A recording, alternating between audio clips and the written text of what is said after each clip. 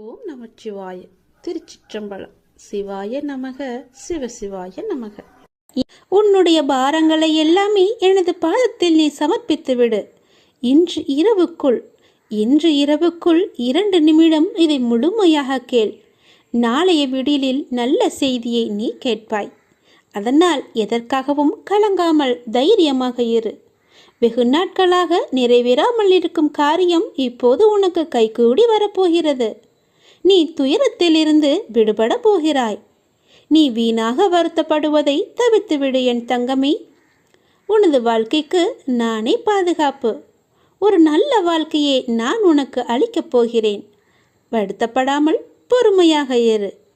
கர்ம வினை எல்லாமே இப்பொழுது நீ அனுபவித்து வந்து கொண்டிருக்கிறாய். பல இழப்புகளை எல்லாமே சந்தித்து விட்டாய். உனது வாழ்க்கையை நிர்ணயிக்கப் போவது யார் என்று நினைக்கிறாய்? நான் தான். உனது வாழ்க்கை தரத்தை மாற்றி அமைக்கப் போகிறேன். உனது வாழ்க்கை முழுவதுமே என்னுடைய பொறுப்பாக நான் அதை ஏற்றுக்கொள்கிறேன். உன்னுடைய வம்சாவளியே நன்றாக இருக்கப் போகிறது. நீ கேட்கும் பொழுது உனக்கு நான் அதை அள்ளி அள்ளி தரப்போகிறேன். நீ எப்போது என்னிடம் வந்து கேட்பாய் என்று எதிர்பார்த்து நான் காத்திருக்கிறேன். இங்கு எதுவுமே நிரந்தரமில்லை. எதையும் வெளிக்காட்டாமல் இருக்கும் உன்னுடைய நற்குணம் எனக்கு மிகவும் பிடித்திருக்கிறது. நீ மிகவும் நல்ல பிள்ளை. உன்னை பாதுகாத்து கரை சேர்ப்பது என்னுடைய பொறுப்பு. தன்னம்பிக்கையை மட்டும் நீ இழந்து விடாதே. நான் இருக்கிறேன். உனக்கான இலக்கை நோக்கி நீ போய்கொண்டே இரு. உனக்கு துணையாக நான் இருப்பேன். உன் கஷ்ட காலங்கள் எல்லாமே முடிந்துவிட்டது. நீ இழந்த அனைத்துமே உன்னிடம் வந்தடையும் நேரமும் வந்துவிட்டது. இந்த கடந்து போன கடினமான நாட்களிலும் என்னை மறவாமல் எனக்கு அன்புடன் நீ அமுது படைத்தாய் அல்லவா?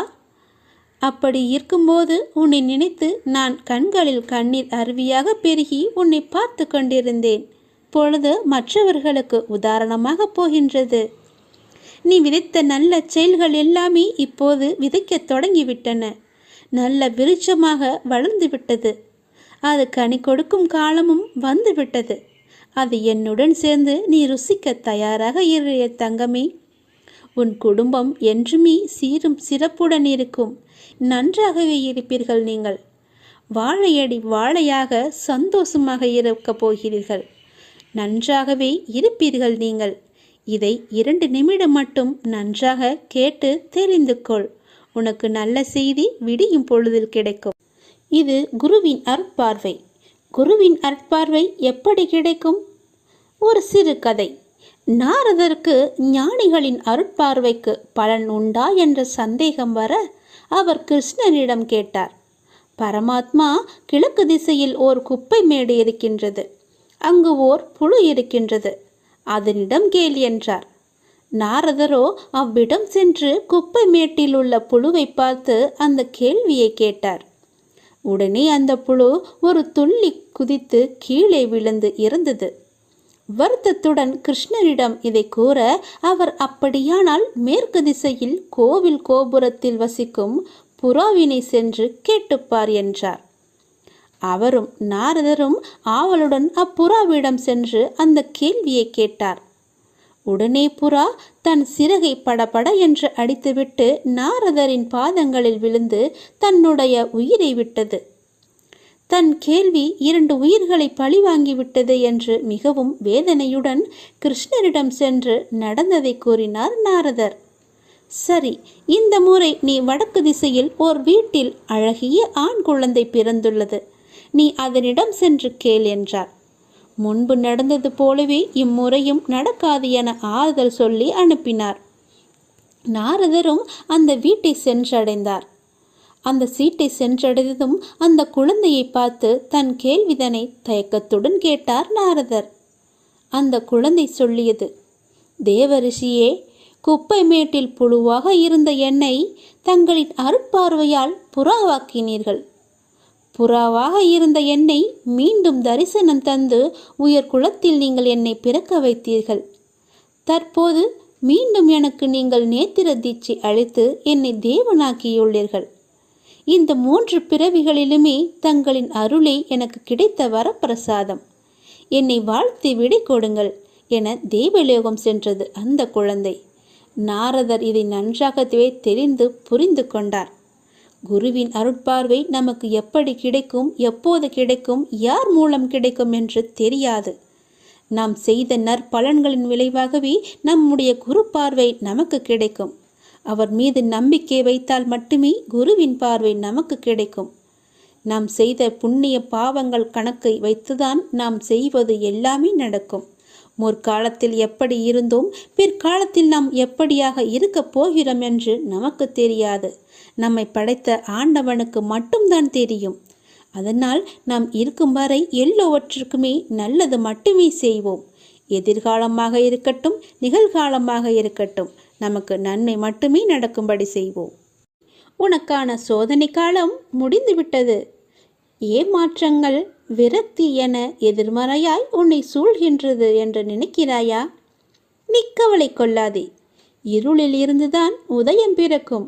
அதை போலவே நேர்மறை தெரிவதுதான் உன்னிடத்தில். பௌர்ணமி, அமாவாசை என இரண்டுமே உலக மனிதனின் வாழ்க்கையை சொல்லும் மிக பெரிய உதாரணம்.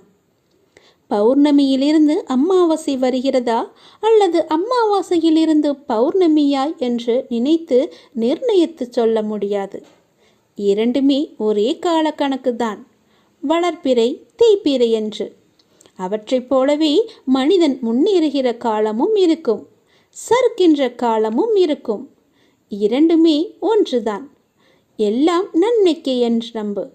அதுதான் உன் வாழ்க்கையில் நடக்கிறது.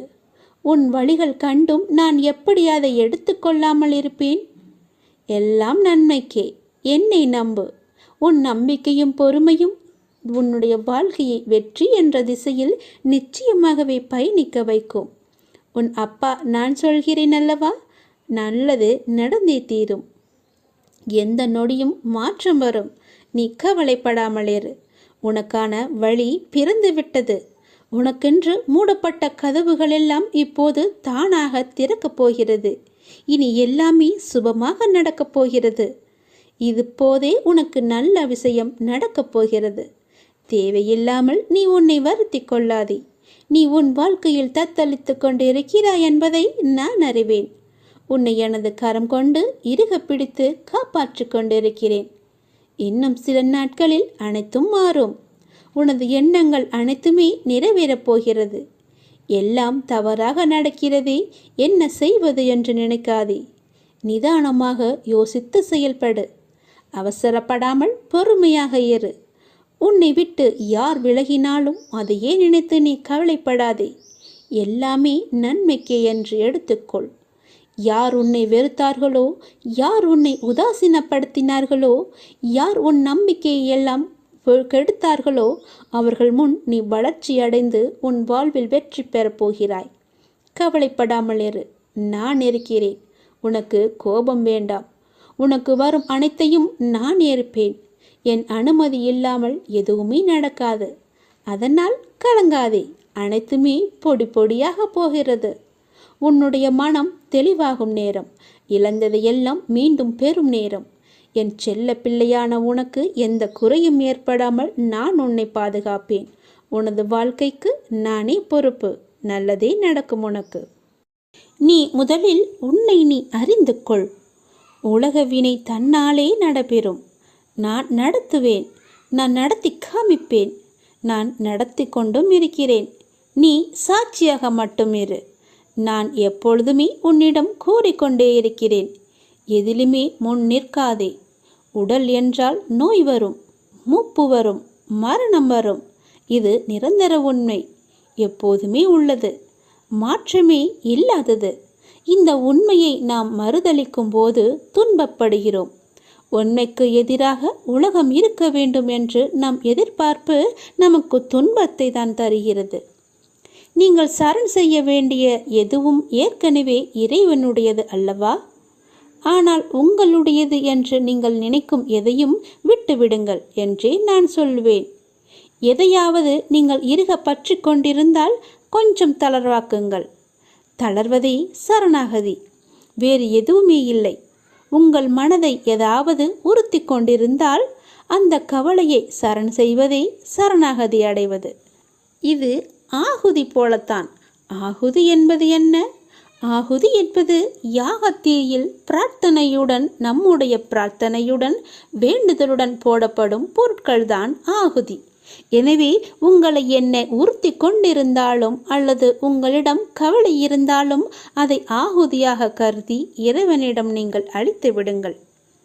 எதை உங்களால் சமாளிக்க முடியவில்லையோ, எது உங்களுக்கு பாரமாக இருக்கிறதோ, எதை சுமப்பதால் நீங்கள் சோர்வடைந்து இருக்கிறீர்களோ அதை அப்படியே போட்டுவிட்டு சென்றால் போதும். அந்த யாகத்தீயில் போட்டு விடுங்கள். சரணாகதி என்பதன் பொருள் இதுதான். இல்லை என்றால் சரணாகதிக்கு என்ன இருக்கிறது? உங்கள் உடம்பு என்பது இறைவனுடையது. உங்கள் மனம் கூட இறைவனுடையது தான். எல்லாமே இறைவனுடையது. ஆனால் இது உங்களுடையது என்று நீங்கள் நினைக்கிறீர்கள். எனவே எல்லாமே போகட்டும். இறுக்கம் தளர்ந்து புன்னகை செய்தால் போதும், எல்லாமே சாதாரணமாகிவிடும். எங்களுடைய கவலைகள் எல்லாமே இந்த யாக குண்டத்தில் போட்டு எரிப்பது போல எரித்து விடுங்கள். எல்லாவற்றையுமே கடவுள் பார்த்து கொள்வார் என்ற நம்பிக்கையோடு இருங்கள். விதியை வெல்லவும் அதன் பிடியிலிருந்து விலகி நிற்கவும் இரு வழிகளே உண்டு. ஆன்மா விதியால் கட்டுப்படுவதில்லை என அறிதல் ஒரு வழி. இறைவனிடம் முழுமையாக சரணாகதி அடைந்து நிற்பதுதான் மற்றொரு வழி. நீங்கள் எந்த வழியில் போகப் போகிறீர்கள் என்று நீங்களே முடிவு செய்து கொள்ளுங்கள். நான் சொல்வதை சொல்லிவிட்டேன்.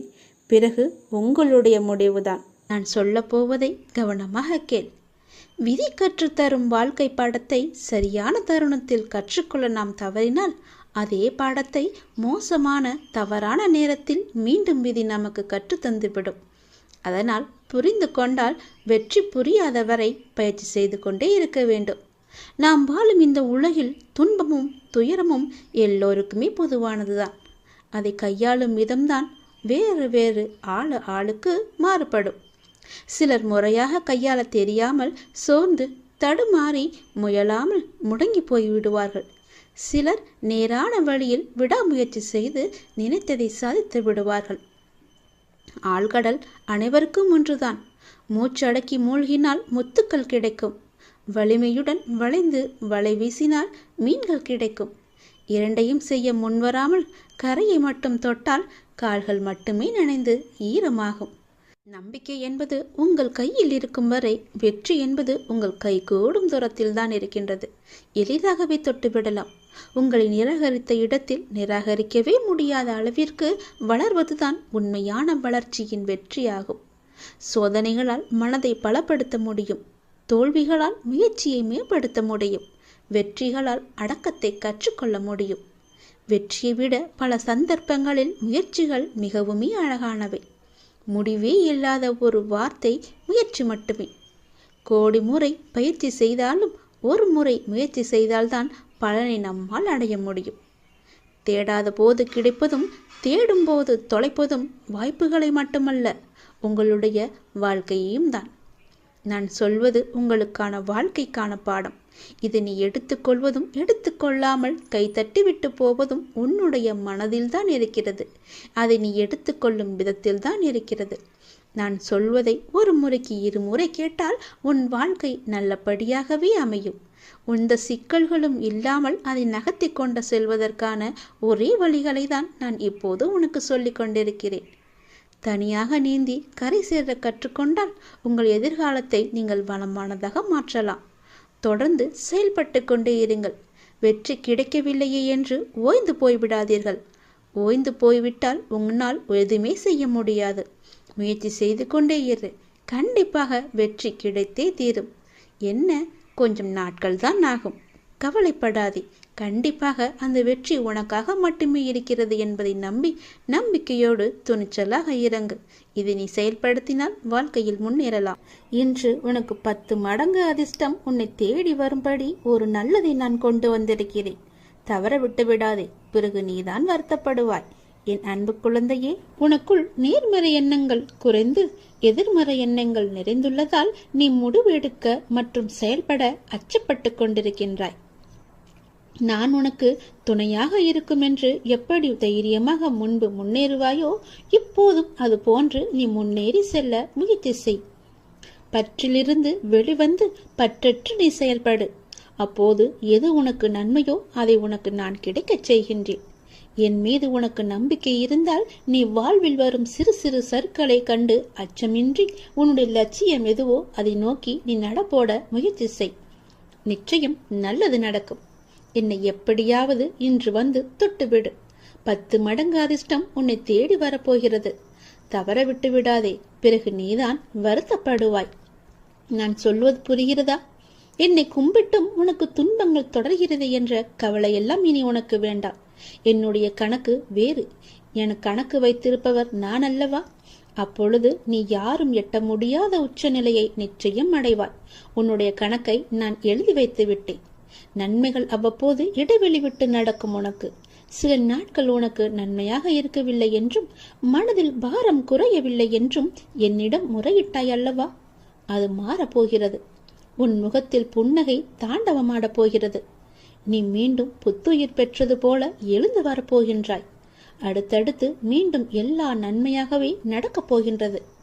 ஆனாலும் நீ என் நாமத்தை கூறி ஜெபம் செய்து கொண்டே இரு. இடைவிடாது தொடர்ந்து கொண்டே இரு.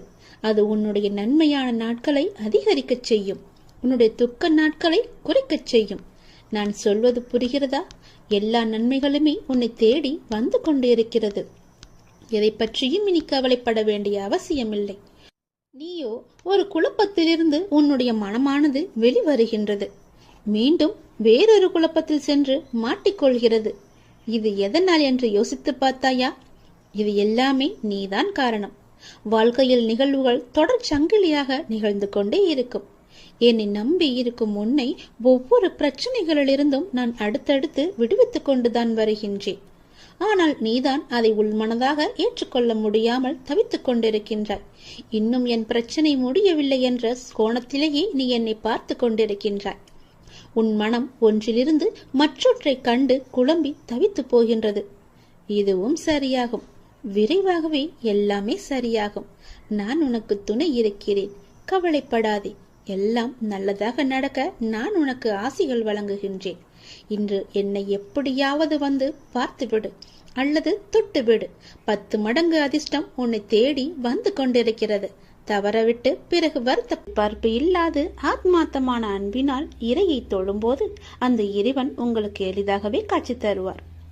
அன்பு ஒன்றுதான் இந்த உலகத்தில் நிரந்தரமாக இருக்க வேண்டும். இந்த உலகை ஆளக்கூடிய ஒற்றை சொல் அன்பு. அன்பால் மாற்ற முடியாதது என்று இந்த உலகத்தில் எதுவுமே இல்லை. அன்பு என்ற ஒன்று உங்களிடம் அதிகமாக இருந்தால் உங்களுக்குள் கடவுள் தன்னை உருவேற்றி தானாகவே அதில் வந்து அமர்ந்து விடுவார். ஒரு நாளில் எதை பற்றி நீங்கள் அதிகமாக சிந்தித்துக் கொண்டு இருக்கின்றீர்களோ நீங்கள் அதுவாகவே மாறிவிடுவீர்கள். முடிந்தவரை கோபம், பொறாமை, வெறுப்பு போன்ற எண்ணங்களை விடுத்து அன்பால் நிரம்பி நல்ல எண்ணங்களை மனதால் நீங்கள் சிந்தியுங்கள். நாம் அளிக்கும் அன்பை மீண்டும் எதிர்பார்க்கும் பொழுதுதான் நாம் ஏமாற்றம் அடைகின்றோம். எந்த எதிர்பார்ப்புமின்றி நீங்கள் அன்பு செலுத்துங்கள். எந்த நிபந்தனைகளுமின்றி எதிர்பார்ப்புகளுமின்றி எல்லோரிடமும் அன்பை அளியுங்கள். அப்பொழுது உங்கள் உலகமே உங்களுக்கு புதிதாக தோன்றும். குறிப்பாக பார்த்தால் உங்களை நீங்களே அளவற்ற அன்பு செய்யுங்கள். உங்களை நீங்களே அன்பு செய்தால் தேவையற்ற எண்ணங்களை உங்கள் மனதிற்குள் திணித்து உங்களை நீங்களே கஷ்டப்படுத்திக் கொள்ள மாட்டீர்கள். உங்களுடைய ஆரோக்கியத்தை கெடுத்துக் கொள்ளவும் மாட்டீர்கள். உங்கள் ஆரோக்கியம்தானே உங்களுக்கு நல்லது. அன்பு குறையும் பொழுதுதான் குற்றங்கள் பெரிதாக பார்க்கப்படும். குடும்பத்தில், தொழிலில், நண்பர்களுடன், தெரிந்தவர், தெரியாதவர், விலங்குகள், பறவைகள், தாவரங்கள், பஞ்சபூதங்கள் இவை எல்லாவற்றுக்கும் அடிப்படையான இறைவன் என்று அனைவரிடமும் அன்புடன் நாம் இருப்போம். பல மடங்காக மீண்டும் அன்பை நாம் பெறுவோம். அன்புதான் உங்கள் பலவீனம் என்றால் நீங்கள் தான் உலகிலேயே மிக பெரிய பலசாலி. அதை நீங்கள் புரிந்து கொள்ளுங்கள். வெறுப்பது யாராக இருந்தாலும் நீங்கள் அனைவரையும் நேசித்து நாமாக வாழ்ந்து வருவோமே. நேசிப்பது நாம் தான் என்று சந்தோஷமாக வாழ்ந்து வருவோமே. உங்கள் வாழ்க்கையை நீங்கள் அன்பால் நிரப்பி பாருங்கள். உங்கள் வாழ்க்கையில் எவ்வளவு சந்தோஷமான பூக்களை சந்தோஷமாகவே பறிப்பீர்கள் என்று. உங்கள் வீடு, உங்கள் தோட்டம், உங்கள் இல்லம், உங்கள் சுற்றியுள்ள அனைத்துமே சந்தோஷத்தால் நிரம்பி வழியும். அதனால் யாரிடமும் அன்பு செலுத்த நாம் தவற வேண்டாம். மறக்கவும் வேண்டாம். உங்கள் மனதில் எதையோ நினைத்து கவலைப்பட்டு கொண்டிருக்கவும் வேண்டாம். எதை பற்றியும் நீங்கள் கவலையும் படாதீர்கள். என்னை நினைத்து உங்கள் வீட்டில் ஒரே ஒரு விளக்கு ஏற்று உன்னுடைய மனநிலையை நான் மாற்றி காமிக்கின்றேன். உன் மனம் முழுவதும் நானே வந்து அமர்ந்து அந்த இடத்தில் அன்பை பொழிய வைக்கின்றேன். அன்பு பொழிந்து விட்டால் போதும், உன் இல்லமும் மனமும் சந்தோஷத்தில் பூத்து குலுங்கும். எனக்காக ஒரே ஒரு நாளாவது உன் வீட்டில் விளக்கு ஏற்றிவை. உன் மனநிலை மாறி சந்தோஷமாக இருப்பதை நீயே பார்ப்பாய். உனக்கு நிம்மதி இருக்கும். மனம் தளராது. நீ உயரமாக வளர்ந்து ஜோதியை போல ஜொலிக்கப் போகிறாய். சந்தோஷமாக இரு. என் அன்பு குழந்தையே, நான் என் மீது உனக்கு சத்தியம் செய்து தருகிறேன். இந்த சத்தியமானது என் மீதானது அல்லவா? கண்டிப்பாகவே இந்த சத்தியம் உனக்கு பலிக்கும். நிச்சயம் நடக்கும். இது கேட்டு முடித்த 10வது நிமிடத்திலேயே நடக்கும். மிக பெரிய அதிர்ஷ்டம் உன் வீடு தேடி வரும். நீயே எனக்கு நன்றி சொல்ல போகின்றாய். சந்தோஷமாக அதை அனுபவிக்க இந்த நொடி முதலே நீ அனுபவித்துக் கொள்ள எல்லாவற்றையும் நீ தயாராக வைத்துக்கொள். இது என் மீது சத்தியம். உன்னுடைய குறைகளை எல்லாம் தீர்த்து வைக்கவே நான் இருக்கின்றேன். நீ கலங்காதே. நீ மனமுடைந்து சிந்தும் கண்ணீர் துளிகளுக்கு மதிப்பு அதிகம். அதை இரக்கம் இல்லாத மனிதர்களிடம் நீ காட்டாதே. உனக்காகவே என் மனவாசல் என்றுமே திறந்து இருக்கின்றது. என்னுடன் உன் சுக துக்கங்களை நீ பகிர்ந்து கொள். என்னுடன் பேசும் பழக்கத்தை நீ ஏற்படுத்திக்கொள். உனக்கு இனி ஒவ்வொன்றாகவே நல்லது தொடங்கப் போகிறது. நீ பட்ட துன்பங்கள் எல்லாமே அனைத்துமே இந்த நொடி முதலே முடிந்து விட்டது. நான் உனக்காக வருகின்றேன். உனக்காக மட்டுமே நான் வருகின்றேன். கலங்காதே. என்னுடைய வரவால் இனி உன் வாழ்வில் எல்லா அற்புதங்களையும் நீ காணப்போகின்றாய். உனக்கு நல்லது நடக்கப் போகிறது. நல்லது மட்டுமே இனி நடக்கப் போகிறது. ஏனென்றால் இருள் நீங்கி ஒளிமயமான வாழ்க்கையை நீ வாழப் போகின்றாய். நீ எதிர்நோக்கும் அத்தனை செயல்களும் வெற்றி பெறும். அந்த நாள் வெகு தொலைவில் இல்லை.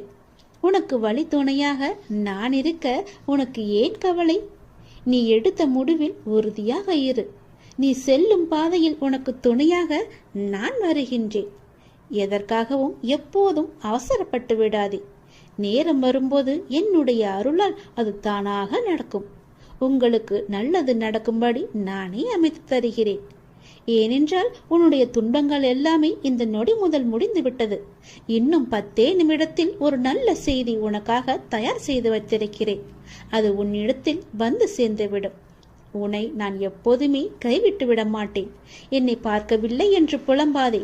நான் உன்னை பார்த்து கொண்டுதான் இருக்கிறேன். உனக்கு நல்லது நடப்பதற்கான வேலைகளை நான் தொடங்கிவிட்டேன். நீ சந்தோஷமாகவே இரு. என்னை தேடி நீ வர முடியாத சூழலிலும் உன்னை தேடி நான் வந்திருக்கின்றேன். நீ வாடி நிற்கும் போதெல்லாம் நான் ஏதோ ஒரு ரூபத்தில் உனக்கு வழிகாட்ட நான் வந்து அருள்வேன் உனக்கு. எனவே நீ எதை பற்றியும் எந்த கவலையும் பற்றியும் நீ கவலைப்படாமல் உன்னுடைய லட்சியத்தை நோக்கி நீ முன்னேறி கொண்டே இரு. இந்த ஆண்டில் உன்னுடைய லட்சியம் எல்லாமே நிறைவாகி வெற்றி பெறும் நாள் கண்டிப்பாக உனக்கு கிடைக்கும். சென்ற ஆண்டில் உன் கையில் வந்து சேராத வெற்றி இந்த ஆண்டு உன் கையில் வந்து சேரும். நேர்மறை எண்ணம் உனக்குள் எப்போதுமே இருக்க வேண்டும். நல்லது நடக்க நான் உனக்கு துணை இருக்கின்றேன். இது என் மீது சத்தியம். நிச்சயம் நடக்கும். 10 நிமிடத்தில் உனக்கான அதிசயம் நடைபெற போகிறது. சந்தோஷமாக இருக்க போகிறாய் நீ.